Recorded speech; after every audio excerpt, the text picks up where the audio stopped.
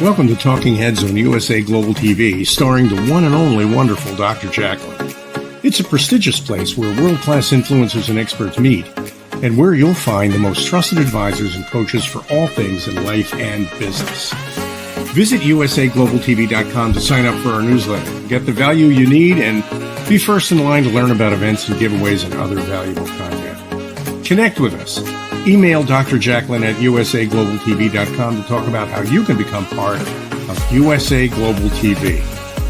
That's USA Global TV, where the doctor is always in.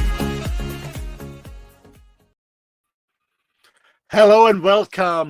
Welcome everybody to the Wild at Heart show, Real Authentic Uncut, a show for men, by men, about men at USA Global TV and radio.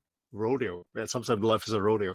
Radio. My name is Roland. I am the host and moderator of the show and the founder.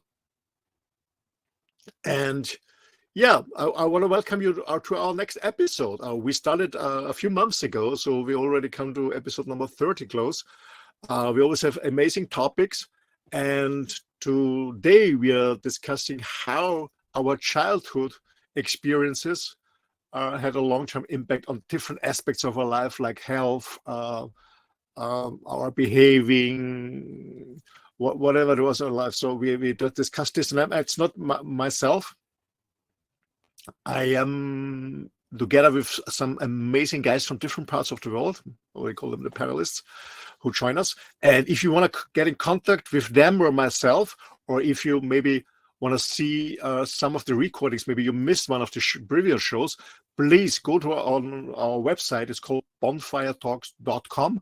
There you will have all the recordings on the episode and also all the contact details of the panelists. But now let's bring on the panelists on the show. I will start with my dear friend from Middle East, from Egypt, Mounir. Welcome, Mounir, on the Wild at Heart show. Welcome, Roland. Thank you so much for having me tonight. Thank you so much for being in this great show. I'm looking forward. Me too. Thank you. Thank you, Mounir. Great to have you back, Mounir, my dear friend. So the next gentleman from the UK, welcome, Mr. Big Scott. Yeah, it's Scott in the house. Yo. Hi, Scott. How you doing? I'm good. How are you guys? Good. Good to have you on the show again. Yep. And the next gentleman is from Germany. Welcome, my dear friend, Christian. Hi, guys. Good evening to all you guys around the world. Glad to be back. Hi, good evening, good morning, good afternoon, wherever you're joining. I guess Germany, good evening. Hi, how are you doing, Chris? Exactly. Good evening. I'm doing great. Good to have you on the show, back on the show. Thanks for coming in. And last but not least, because Marcin is off today, last but not least, also from the Middle East, our dear friend and brother, Hazem. Hazem, welcome to the Wild at Heart show again. Welcome. Hi, everybody.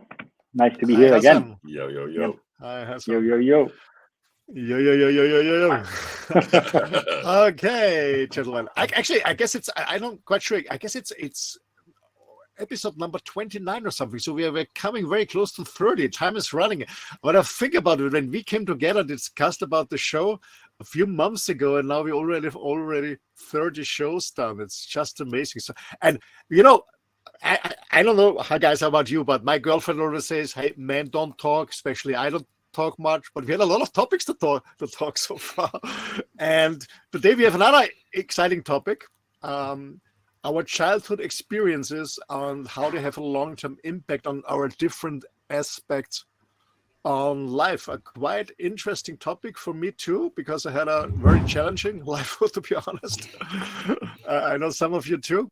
I start with you, Big Scott, because I see that you're muted. Big Scott, any experiences from your childhood that have a positive, it's not all negative, you know, it can also be a positive impact on your status quo thinking, behaving, living, loving, laughing, yeah, suffering, well, it's quite a broad topic, you know, because my childhood was very, very weird, chaotic and spasmodic because as I've mentioned before, I'm a military child, so I went to 13 schools as a child, so that impacted on me for a long time in my life because I was never used to having a close community of friends and having people that I've known for 15, 20 years. You know, I love it. My daughter now, I've been living in Wales. It's the longest I've lived anywhere in my life.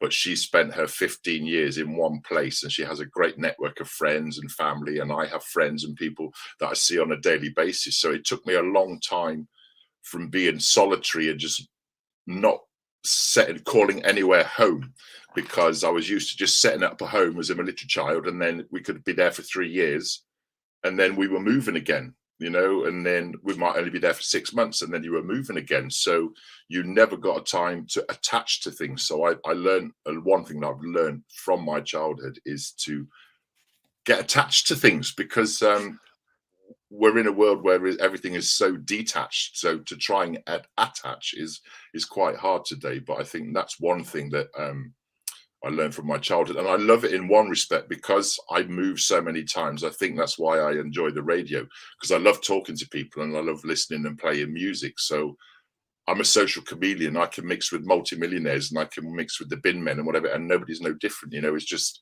we're all human beings. So yeah, being a military child it took a lot, because it was discipline as well, you know, a lot of discipline, and a lot of discipline was because we love you, and to learn that, you know, discipline is not love. Do you know what I mean? It's so, and that's the old archaic way of people living, you know what I mean? So yeah, learning to be human. Okay, Scott, I have a question, because you said, okay, not learn to be attached to things. Was it difficult for you to make new friends all the time, or did you just say, okay, stop it, it doesn't make sense because I don't know how long I'm staying? Was this really challenging for you, having friends in your childhood? Yeah, in a way, because you had to learn to make new friends pretty quickly, but not to get attached, because, as I say, you might only know them for a few months, a year, 18 months, 3 years, and then they're gone again. So you get used to letting things go, so you don't get physically attached to things, because you're used to them not being permanent in your life. Do you know what I mean? So I think that's one aspect that I learned. Do you know what I mean? And I've got friends around the world that I haven't seen for 10, 15, 20 years. I can meet up with them, we sit, we have a drink, and within half an hour, it's like we haven't seen, you know, it's like we were seeing each other for the last 10, 20 years. So I'm used to long distance relationships rather than long full-on relationships. Do you know what I mean? So I hope that makes sense. Yeah. Is it the same for you with your love affairs? Did you say, okay, long distance, but not long lasting? Yeah, because I was always used to moving. You'd start a relationship and then you'd be moving as a youngster, you know, in your teens. You'd meet a lovely young girl. I remember I met a lovely young girl in Germany, and it was one of my first relationships. And then the next thing I know is like, oh, we're moving back to England, you know? So you're just like, oh, wow, okay. So yes, it took a long, long time to have trust in relationships. Do you know what I mean? And trusting in how long is it going to last? And I've learned that no relationship has an infinite time span on it. Do you know what I mean? You have to embrace it for what it is. And if it lasts for a long time, then brilliant. If it doesn't, then I get used to it and I move on. Do you know what I mean? It's my detachment, because I'm used to being attached to anything for such a long period of time. I think that's one thing that I've learned to adapt over the years. Do you know what I mean? A military childhood is quite interesting. Yeah, yeah. I mean, I had almost a similar situation. I always had to leave school, but the reason was because they always kicked me out. So I have to go to another city for school. So someone takes me to school. It was always difficult to make friends for me. But when I had my first longer relationship, I was really very attached to it, not losing it. But at the end, it was lost. Anyway, Christian, how about you? Your childhood? Oh, well, one thing that really left an impact on me is the relationship of my grandfather and my grandmother. He was a very old school man, I'd say. So he had very high standards on being honest, doing things until the end, stuff like that, not giving up. And I grew up like the first 7 years of my life, mostly with my grandparents. So they had a huge impact on me, and especially on relationships. I learned, and this is something I'm really thankful for, that to share things is a very good thing to do in a relationship, like to share like household work and stuff like that. So both only have to do half of the work. So this was one of the really strong impacts of my life concerning relationships. And as our topic also contains what impact our past has on our body, I'd say I've done martial arts for over 20 years or 25 years. And that time had a huge impact, of course, on my body, as I'm used to like move, and I can't stand still for a long time. So I need to move. I have a natural need for healthy food, because I'm used to it. Like we've been training 7 or 8 times a week, so you don't get the amount of energy you need with junk food.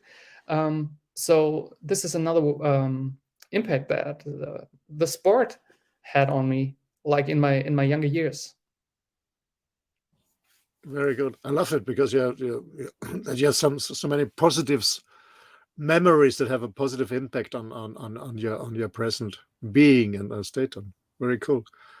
Mounir, how about you? Let's start around everyone, and then we go deeper. Yes, and I think it was one of the things that I realized after that. It was my the idea about emotional neglection. My father and mother were totally different personalities and totally different people. My father was working with the intelligence, so he was this kind of man who is always, looking beyond things, focusing on the details, no emotions, does not really show emotions, and being raised as, in I think everyone, not only in the Middle East, but everyone is that, men does not cry, does not have emotions. You need to be strong all the time. You need to show the perfect thing in front of everyone. So the perfect version of yourself, and always be strong, and all those kind of things. I mean, definitely have made a lot of impact. I mean, it's I would say, yeah. And I was just thinking about it today, and I found that it's mainly like, the impact on that when we grow up is that I was always burying my own emotions, so I don't need to speak about it. I can feel it inside, but on the outside, I'm just okay. I'm doing perfect, and so on. But inside, even I'm devastated, or feeling weak or anything. So I bury my own emotions. Not easily being able to ask for help. I ask for opinions, but it's not. I don't really say, okay, really, I need help now.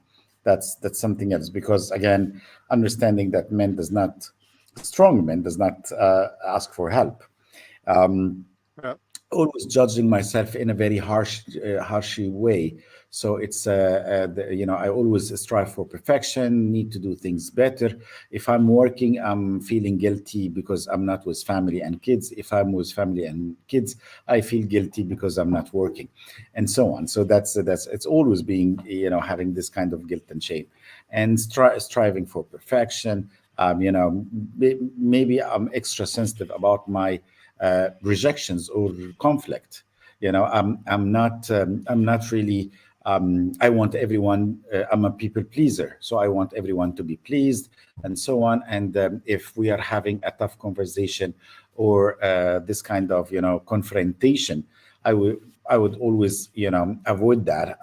Take more on myself rather than not to please you, or to have a confrontation with you. So I think it was a lot of things that made this kind of impacts when I was growing up, and it was only because very simple things wordings that came naturally from the heritage of the fathers and the parents and so on, and that would I would say it changed a lot in my personality when I grown up. Thanks a lot, Mounir, for opening. Before we keep going, I think we get a comment from Sheila. Moments ago, I was thinking about some childhood trauma and perceiving it in a new way, and I'm 60. I believe we can always reframe things like this because we never know the whole story. There are so many fractions and an array of fractions. Absolutely, Sheila. Thanks for your comment. Thank you. Sheila, let us know where you're joining us from. Would be nice to hear more from you. Yeah, absolutely true. I mean, when I think about my childhood, it was not the best, to be honest. I was talking, I guess, in a different show about that, what happened to me in a childhood and with these traumas. But yeah, I will talk a little bit later. Before that, I would love to hear Hazem. Hazem, how about your childhood and any positive, very positive impacts or negative ones? Actually, my childhood was, I think for me, it was very positive. Thanks God, of course. I'm a social person from the beginning and extroverted. I love people and I love my friends.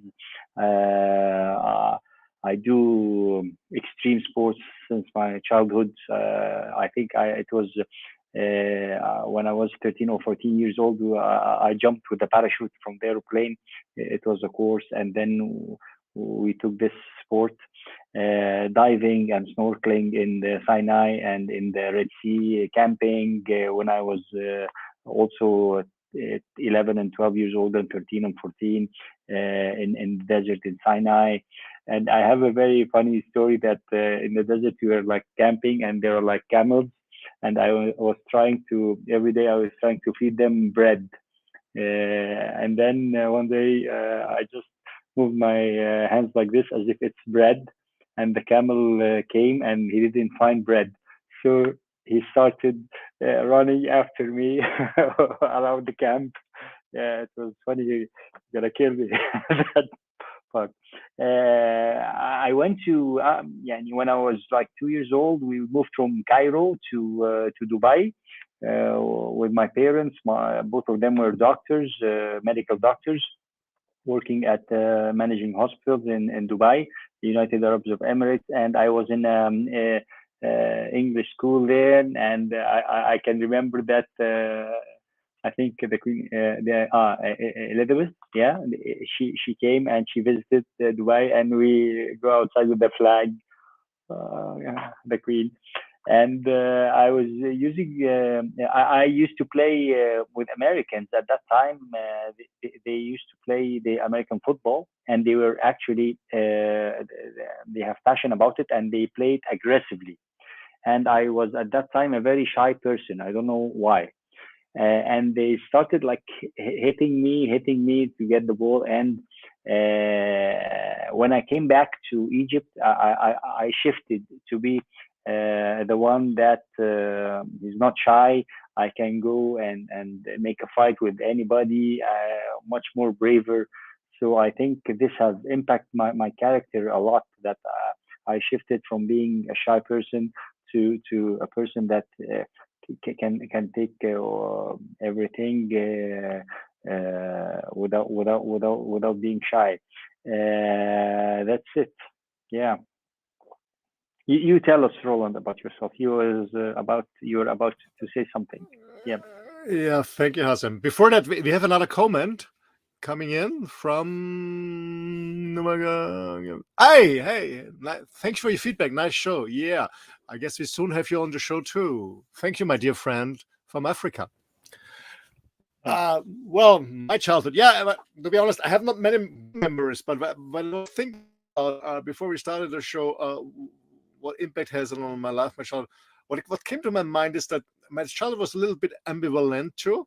I had a father who always told me I'm not good enough. I'm not good. Doesn't matter what I did. Late in school, when I was younger, I'm Austrian. From the mountains, a lot of snow. So we we are known that we learn skiing earlier than walking. So I was very, very early times on skis, but it's normal from my area where I'm coming from. But I always told me, no, you're not a good skier, you're not good enough, you're not good enough, you're not good enough, you're not good enough. So he was always demotivating me. And I was always crying, but finally, actually, I was a skiing teacher later as a student, a very famous one, by the way. But anyway, but I was saying, my father always told me I'm not good enough. Whatever it was, skiing, later in school, I did martial arts, whatever I did, I was never good enough. And my mom was the total opposite. She always said, yeah, you're cool, you're good, keep going. So she was always motivating me. So there was, I was like this rubber band, both sides, some is throwing on this direction, the other one is throwing in this direction. I was in between. So what happened to me, or the impact on me, on the other hand, I was very insecure a long time. But on the other hand, people thought I'm very arrogant because they felt I have a lot of self-esteem. So it was very ambivalent for me because I had both sides every day. You're not good enough, and the other hand said, yeah, you're good enough. So and I didn't know what to believe. So the second impact on that, or let's say, a following impact on that was that I didn't trust people because I didn't believe what is right. Are you lying to me or not? So is my father right? Is my mom right? Who is lying to me? Who is saying the truth?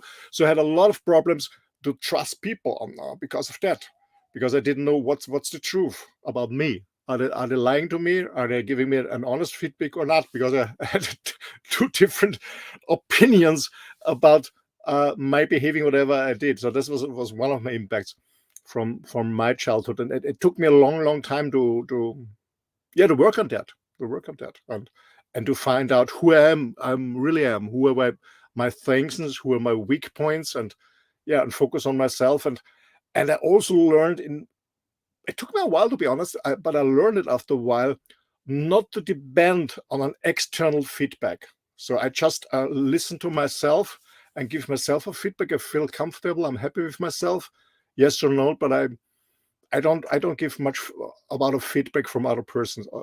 It's cool when I get somebody. Of course, I always want to improve, but for my self-esteem, I don't need it. I don't need it. That's one of my impacts that I learned, but it was a long journey on that.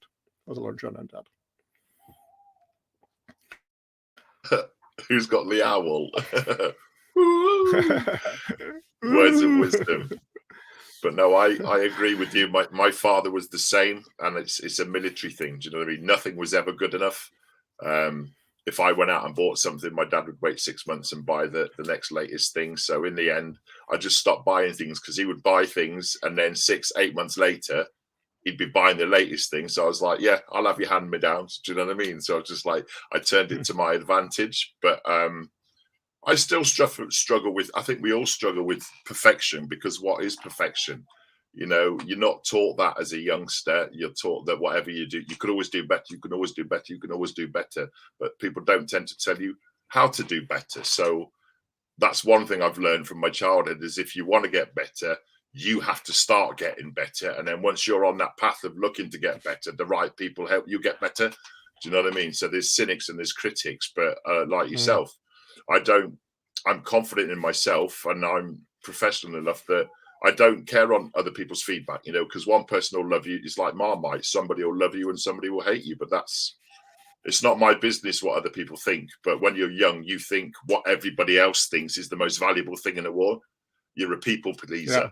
I've always been a people pleaser. And I think that's why I do the radio, because I like to give people the opportunity to talk, because like the woman said earlier on, we've all got an experience. We've all got experiences, but there's a lot that we've probably had similar, might not be taught in the same way, but we all have certain things that I think are fundamental for our life journey to learn, and learn that things that were done to you that you thought were good and right back in the day, they're not. You don't have to carry them on. Just because this person did it or that person did it to you doesn't mean you have to carry that forward.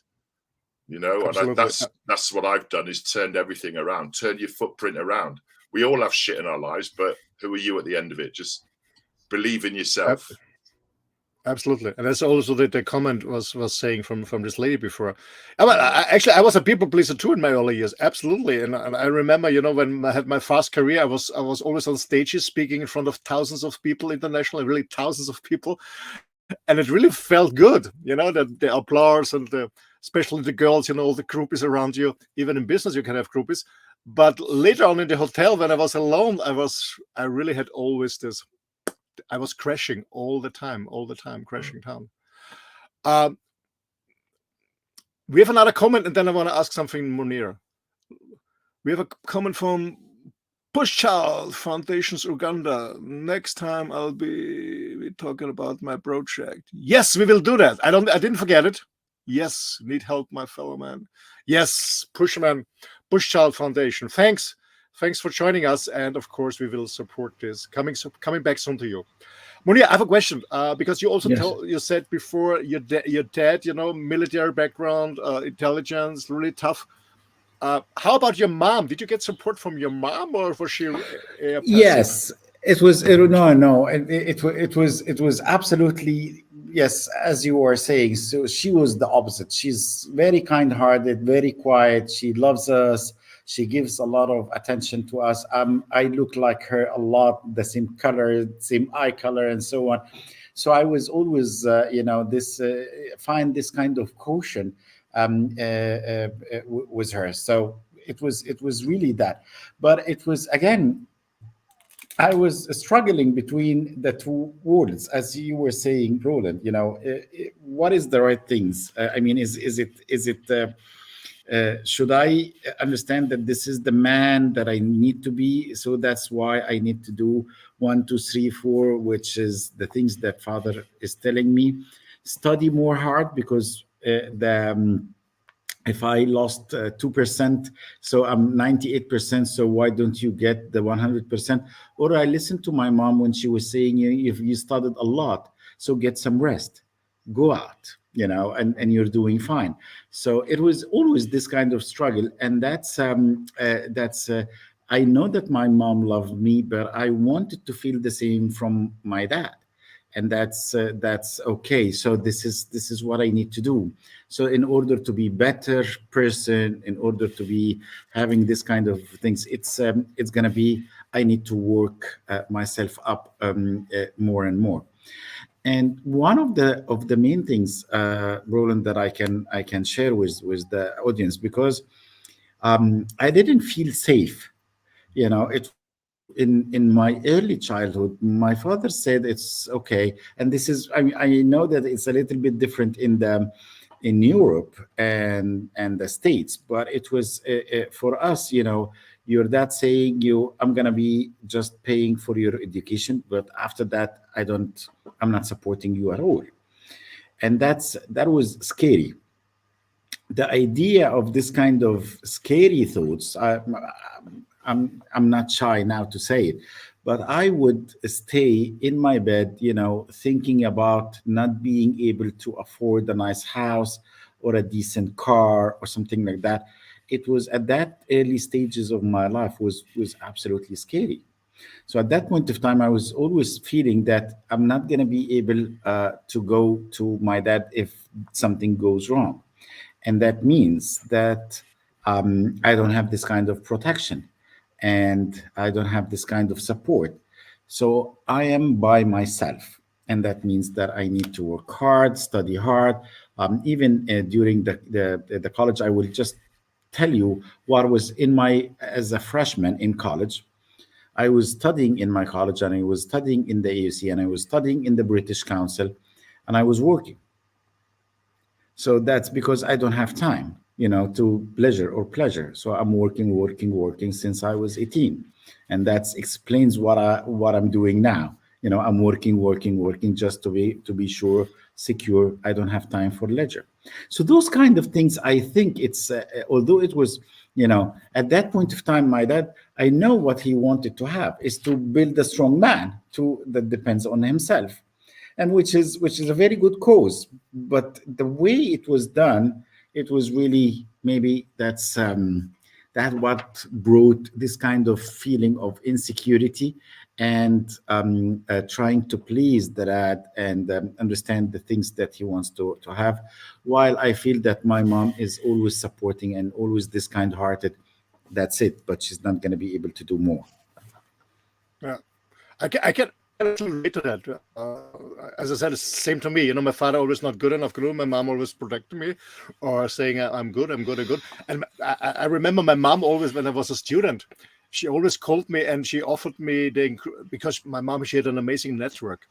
And she always offered me amazing jobs, with a hell of money for jobs I've never done before. But they always said, yeah, my son can do it. My son can do it. So she pushed me really very, very often in a very positive way by always supporting me. I remember she had a patient, and he was a very famous photographer, the first food photographer in Austria. Always doing this for this women magazine, this receipts for cooking books when they come up. So it was very famous. And he was working together with a very famous cook at the time, but this guy was in a clinic to get sober, so he couldn't work. Many 2, 3, 4 Michelin star cooks are drinking or addicted to some other stuff, and he was complaining to my mom, and she said, "Hey, call my son; he can do that." I was a student, 20 years old, never did it. And she called me and said, "Roland, I have a job for you." So I called this guy and he said, "Can you do it?" And he offered me. I earned in one day more than. And it was because this was my mom, and that's why my career started. When I look back as an impact, as a positive impact, because my mom, and I had so many jobs. But Roland, we have to stop you. Roland, sorry, we have to stop you. We didn't hear how much you earned. This was the big moment, and we've lost you for a second. Yeah, that's not the most important thing. That's not the most important. Well, I can tell you, it was 25,000 shillings on one day. It was more than my father earned in a whole month. But anyway, no, it was not much. But that's the positive impact because of my mom. She was always motivating me to get out of my father's hand, always motivating me. And so I did so many different jobs, and still now I never have any issue with change, because I love trying out different stuff. But to come back to my dad. To get out of him, what I did when I went to university to study, I always sent the money back. He transferred me money every month for my studies, and the next day I sent it back. It took me, I guess, 7 months. Sorry, 7 months. And after 7 months, he realized that I don't want to take any money. I don't want to have any influence.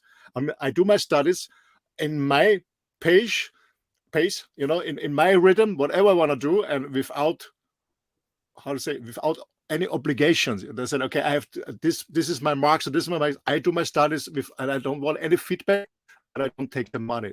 And so I started very, very early to become independent. And I know what you mean, Mounir, by being afraid, not being good enough and not survive, because I know I'm myself. I had the support from my mom, yes, but she had no money to give me. She had no money, but she gave me a lot of motivation. I'm very thankful for that.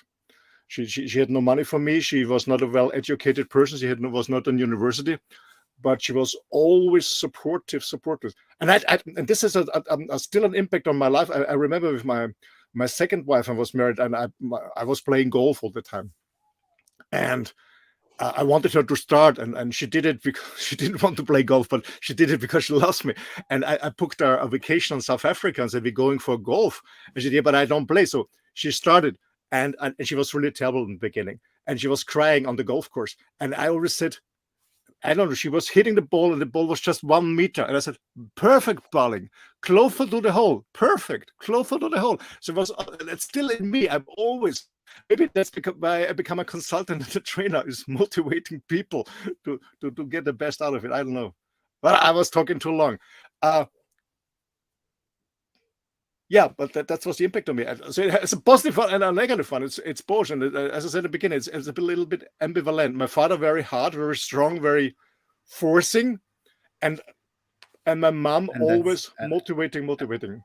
And I think being able to understand this and do the balance, this is why we convey what we convey for the kids. So what I'm trying to do now is that I always give my kids the same. You know, you need to go out, you need to do for yourself, you need to think about your career and so on. And but I will support you. So, and whatever, if you're doing some mistakes or something, at the end of the day, I love you. And those kind of things is that, you know, you need to work, you need to take care of your studies, because it's a tough word, and you need to prepare yourself for it. However, your dad is here. That's the cushion that we need to give for the kids. Absolutely. Actually, I did the same with my kids. You know, I have 3 boys and they're grown up now. But when they went to school, when they came home with a, you know, they get a certificate or they had an exam or a test, whatever. And I was asking, how was it? Then they told me that the mark they get. And I never said good or bad. My only question was, are you happy? Are you happy with this? Yes, then it's good. If not happy, we learn more. You're not learning from me. It's not for me. It's for you. I don't push you. I don't put you under pressure. It's all about you. If you're happy, it's okay. If you're not happy, you have to do more. Absolutely. Absolutely. Because I've always felt this pressure from my dad, and this pressure, this was, and actually to come back on this, I had a relation. I didn't see my dad for a long time, many years. And I remember when I moved to Mallorca almost 15 years ago, and I had this amazing luxury penthouse with the money I earned, and, you know, a garage full of luxury cars and all the shit, you know, at the time, which at that time was important for me, not more anymore. And then finally my dad came. My mom came very often then, and she told my dad, yeah, come over and see how Roland is living and blah, blah, blah, blah. And he came over, and I will never forget this. He came to this amazing venue, and I will never forget. He stood on my terrace with this amazing sea view, you know, my huge pool, the jacuzzi, and all the shit. And he said, "All this was you have here? Did you paid this all in cash with the money that you earned, or is it the money from your wife?" And I thought, I push you out of the terrace. I kill you. I was so, I don't know, angry or disappointed. It was just a mixture, really, to push me down again and down and again and again. And I think that's one thing we learn with fathers like that. We think they'll change. We can please them, but we can't. Do you know what I mean? No. And as a people pleaser, that's where you get it from. Because and what you said, Mounir, the words were, your mum would say, as long as you've done your best, I love you, whatever the outcome is. You know, and it's those words, as long as you've done your best, it doesn't matter. I love you. And those were the words that you would love to hear from your father. But being the alpha male and being the provider and stuff, you can never be good. You can always be better. You can always be better. And you burn yourself out trying to be better. But the older you get, you realize it doesn't matter what other people are saying. A lot of what things are saying are fallacy, you know, and how long do we carry that within ourselves? And when do we man up and say, right, hang on, I'm going to take responsibility from this? When you have your own children, my first lot of children, I was a crap dad, absolutely shit dad, because I brought them up the way that I was brought up. And then there was a 10-year gap, and I've now got a 15-year-old daughter that is, you know, has made me the best father that I could ever be. And she's doing her grades and stuff. And I've said, listen, as long as you are doing your best, I don't care what the outcome is. You know, because she's got a lot of other skills in life that will do her really well. But as long as you've made your best effort, then that's the best outcome. Don't walk away thinking, oh, do you know what? If I'd have studied a bit more or whatever, if you've put your heart and soul into it, then I'm fucking behind you 100%, you know? So. Absolutely. Christian, I know that you're the expert on this field. For our audience, I know we had some conversations too in the past. For people like myself, from Mounir, for example, or maybe in the audience, who had, you know, this pressure from the past that still stays with us and has an influence on our behaving, our thinking, our attitude, and our belief system. How can people get rid of this?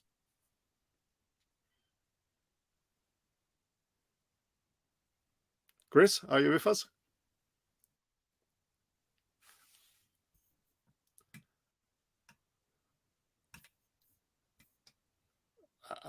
I think he might be frozen.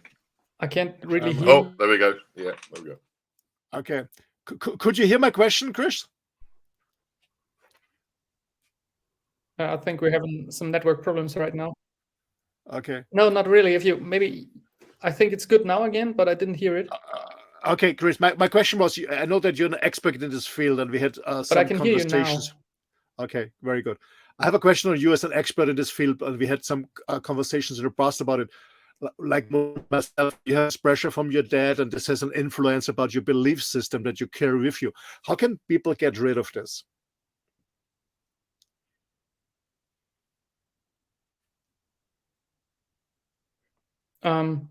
Okay, I hope I get it right. You were asking what kind of influence it has on our belief system? Now, how you can get rid of it? At first, you have to be conscious about it. That's the one thing. As long as you're just living your life along, and you're getting you're running into certain problems, and you're running into them again and again and again, then and this is one of the points why I'm really listening to feedback from other people, because that gives me a kind of chance to reflect myself and to have a kind of social corrective for me not going to be become a total asshole, maybe.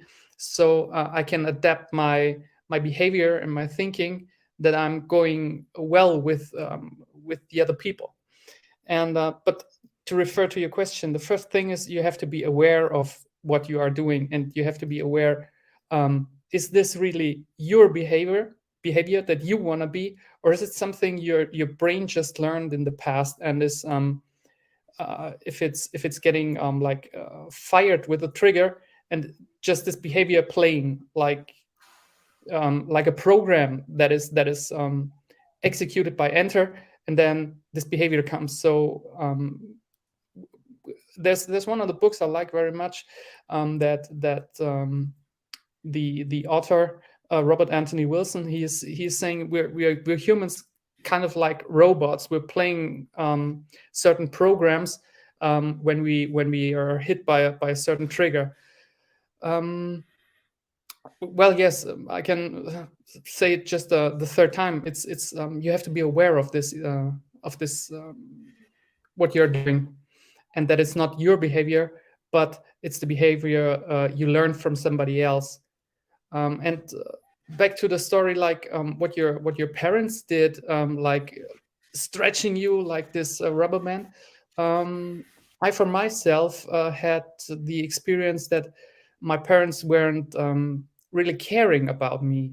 I was in school, and then went out and have my first apprenticeship, and they never really cared. I was never asked, how is it there? How you doing? Stuff like that.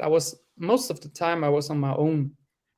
So I learned to be, I never felt like I think it was Hasim said that he didn't feel secure. I can rely on that.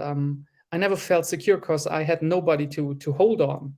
Because my grandparent, he died quite soon. He was the one male role model I can really refer to and rely on.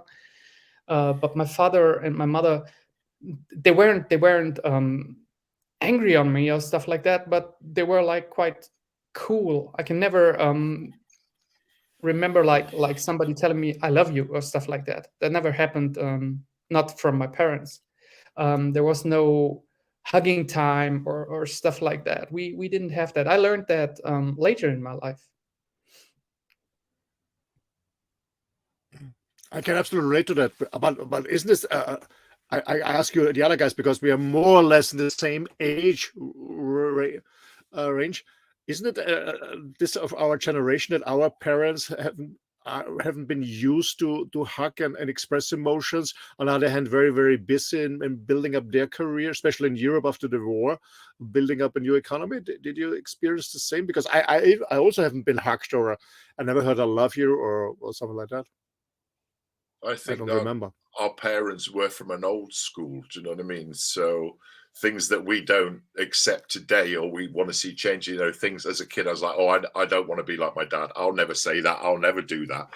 And even at this stage, some word will come out of your mouth and you go, oh my God, my dad used to say that. Or I'd sit there stroking my beard and you'll see me doing it. And they're mannerisms that I've picked up and I can't change them. Do you know what I mean? But there's certain things you can keep, but there's other aspects of your younger life that you need to as Christian says, is take ownership. Once you take ownership that it's not you, you can work around about, well, what is me? Do you know what I mean? So I'm 54. I still don't know who I am, but I've got a bloody better idea now than I did in my 30s, you know? So I'm happy with life. I quite like beforehand, we were talking about, you know, one of the topics we should do you enjoy your own company? I do enjoy my own company, you know, and I think as you get older, when you're young, you're scared of your own company. You're going out all the time. You're out partying, doing whatever.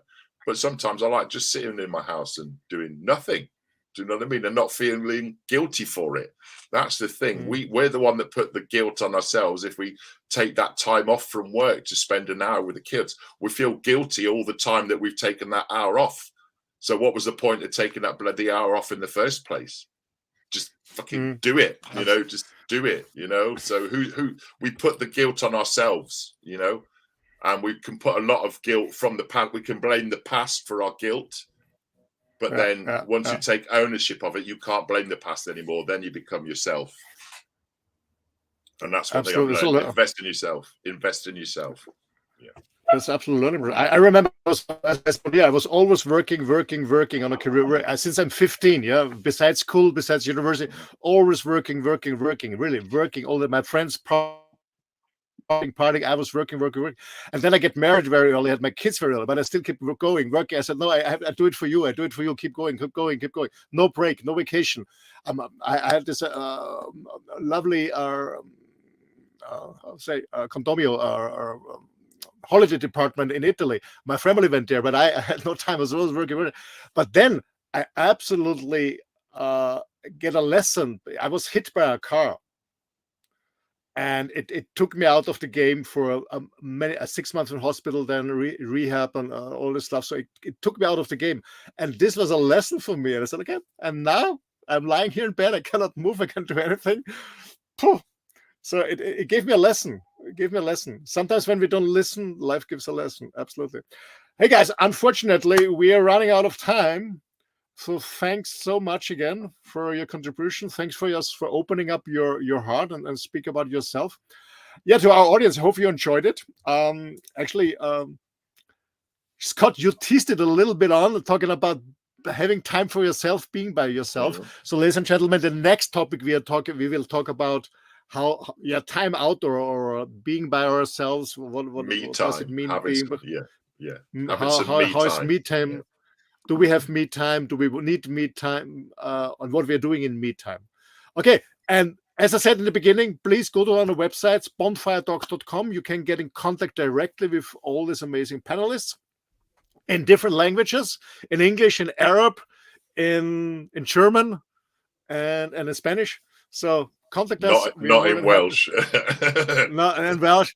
And with Marcin also in Polish. Okay. And if you have any idea, ladies and gentlemen, for another topic that you want to have to discuss here by the panelists, please also let us know. So thanks again. Next Wednesday, same time, same procedure. Thanks, guys. Bye-bye. Bye. Ciao. Bye, guys. Ciao. Bye. Good night. Bye.